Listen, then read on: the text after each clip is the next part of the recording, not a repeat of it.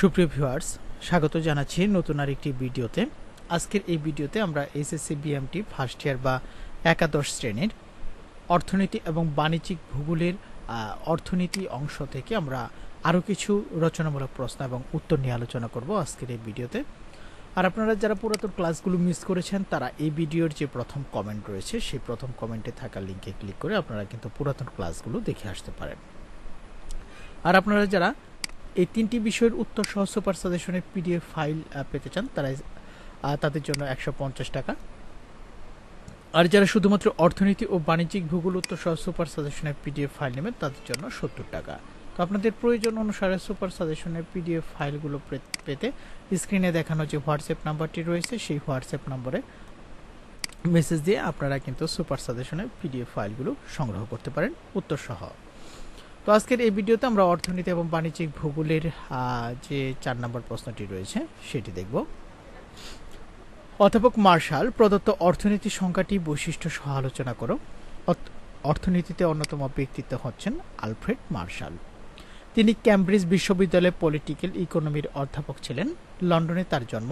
তিনি প্রাথমিকভাবে অ্যাডাম স্মিথের অনুসারী, তবে পরবর্তীতে প্রান্তিকতা বিশ্লেষণ ও নয়া ক্লাসিক্যাল চিন্তাধারার সাথেও তিনি যুক্ত হন। ক্লাসিক্যাল চাহিদা যোগানের কাঠামোকে সুদৃঢ় এবং অধিক কার্যকর করে তুলতে তার অবদান অনস্বীকার্য। এই জন্য তাকে অনেক সময় ব্যষ্টিক অর্থনীতির জনক বলা হয়।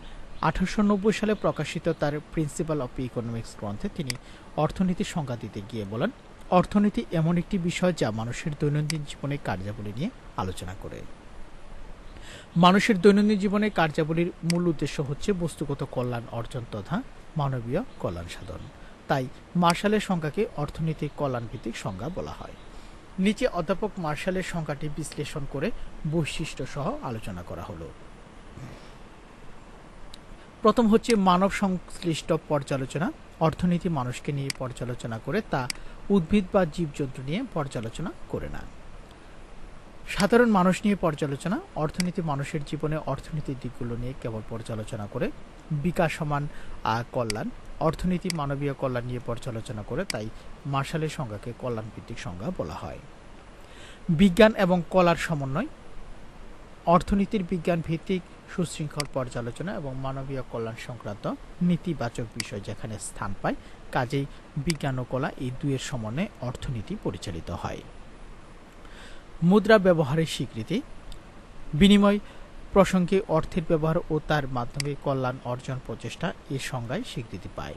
উপরোক্ত আলোচনা থেকে বলা যায়, যদিও মার্শালের অর্থনীতির সংজ্ঞাটি বিভিন্ন সময় বিভিন্ন অর্থনীতিবিদ সমালোচনা করেছেন, তথাপি মানব জীবনের সাথে যোগসূত্র স্থাপনের জন্য তার সংজ্ঞাটি যথেষ্ট গুরুত্বের দাবিদার এবং সর্বজন স্বীকৃত।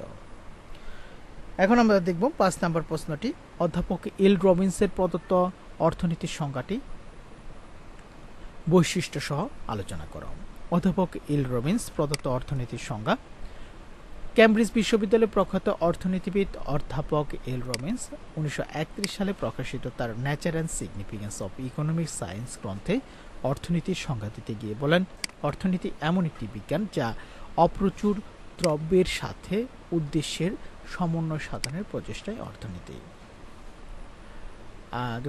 এখানে বিজ্ঞান যা মানুষের অভাব ও বিকল্প ব্যবহারযোগ্য দুষ্প্রাপ্য সম্পদের মধ্যে সমন্বয় সাধনমূলক কার্যাবলী আলোচনা করে। একাধিক অভাব পূরণের ক্ষমতা সম্পন্ন অপ্রচুর দ্রব্যের সাথে উদ্দেশ্যের সমন্বয় সাধনের প্রচেষ্টা হচ্ছে অর্থনীতি। এক কথায় রবিন্সের মতে অর্থনীতি হচ্ছে উপকরণ ও উদ্দেশ্যের মধ্যে সম্পর্কের আলোচনা।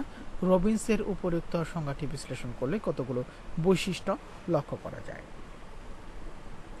অর্থনীতি একটি বিজ্ঞান। রবিন্স তার সংজ্ঞায় অর্থনীতিকে একটি বিজ্ঞান হিসেবে আখ্যায়িত করেছেন। তার মতে অর্থনীতি অপ্রাচুর্যকে কেন্দ্র করে মানুষের আচরণ নিয়ে শৃঙ্খলাবদ্ধভাবে আলোচনা করে। অসীম অভাব। মানুষের অভাব অসীম এবং অভাবের প্রকৃতি ও পরিমাণ বিভিন্ন প্রকারের। একটি অভাব পূরণ হতে না হতে অসংখ্য নতুন অভাব দেখা দেয়। সীমিত সম্পদ। অভাব ও পূরণোপযোগী সম্পদ ও সময় অত্যন্ত সীমিত। সম্পদের সীমাবদ্ধ যোগান এবং সময়ের স্বল্পতার কারণে অর্থনৈতিক কাজকর্ম প্রয়োজন হয়। সম্পদের বিকল্প ব্যবহার। সম্পদের যোগান সীমিত বলেই সম্পদ আমাদের বিভিন্ন প্রকার চাহিদা পূরণের কাজে ব্যবহৃত হতে পারে। তবে নির্দিষ্ট পরিমাণ সম্পদ একই সময়ে একাধিক অভাব পূরণে ব্যবহৃত হয় না। সম্পত্তির আপেক্ষিক গুরুত্ব: মানুষের অসীম অভাব সীমিত সম্পদ দিয়ে পূরণ করতে হলে তার প্রয়োজনে তীব্রতা ও গুরুত্ব বিচার করে অগ্রাধিকার ঠিক করে নিতে হবে। আগে কোনটা পূরণ করবে, পরে কোনটা তা বিবেচনা করতে হবে। প্রথমে আবশ্যকীয়, পরে আরামপ্রদ এবং তারপর বিলাস দ্রব্যের অভাব পূরণ করতে হবে। নির্বাচন ও সমন্বয় সাধন: নির্বাচন সম্পদের সর্বোচ্চ উপযোগিতা প্রাপ্তির জন্য কোনো অভাব কতটুকু কি পরিমাণ সম্পদ নিয়ে পূরণ করা সম্ভব তা নির্ধারণ করতে হবে। অভাবের গুরুত্ব নির্বাচন ও সম্পদের সমন্বয় সাধনই অর্থনীতির মূল বিষয়।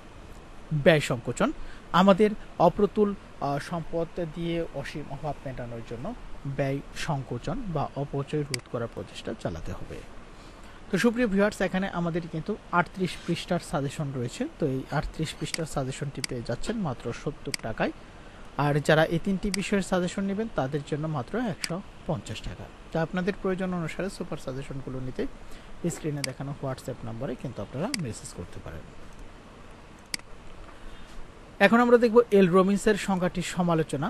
প্রথমে রয়েছে বিষয়বস্তুর ব্যাপকতা, সংকীর্ণতা, সামাজিক দিক উপেক্ষিত, মানব কল্যাণ উপেক্ষিত, অর্থনৈতিক উন্নয়নের উপর কম গুরুত্ব। তো এই এল রবিন্সের সংজ্ঞাটির সমালোচনাগুলো আপনারা অবশ্যই এখান থেকে স্ক্রিনশট নিয়ে রেখে দেবেন।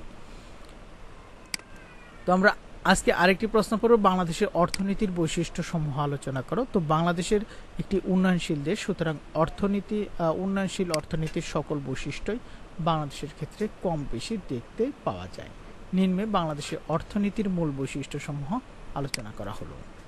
প্রথমে রয়েছে স্বল্প মাথাপিছু আয়, এরপর রয়েছে কৃষির উপর নির্ভরশীলতা, শিল্পে অনগ্রসর,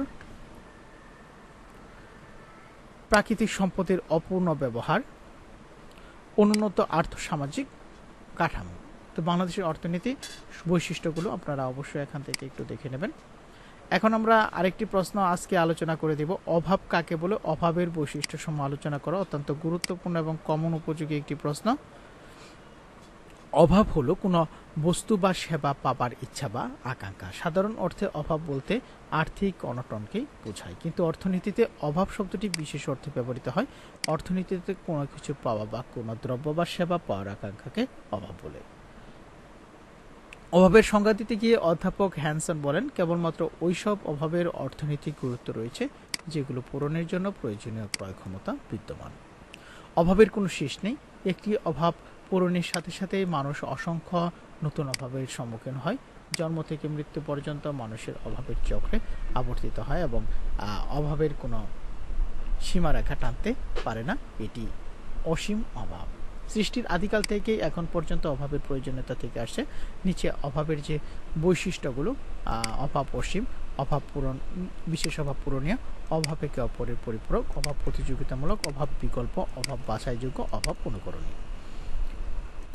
তো আজকে আমরা এই 7 নম্বর প্রশ্ন এবং উত্তরগুলো আলোচনা করলাম। তো পরবর্তী ভিডিওটি সবার আগে পেতে অবশ্যই আমাদের চ্যানেলটিকে সাবস্ক্রাইব করে পাশাপাশি বেল আইকনটি বাজিয়ে রাখুন। আর যারা এখন পর্যন্ত সাজেশনগুলো নেননি তারা নির্দিষ্ট অর্থের বিনিময়ে কিন্তু সাজেশনগুলো পেতে স্ক্রিনে দেখানো হোয়াটসঅ্যাপ নম্বরে মেসেজ করতে পারেন।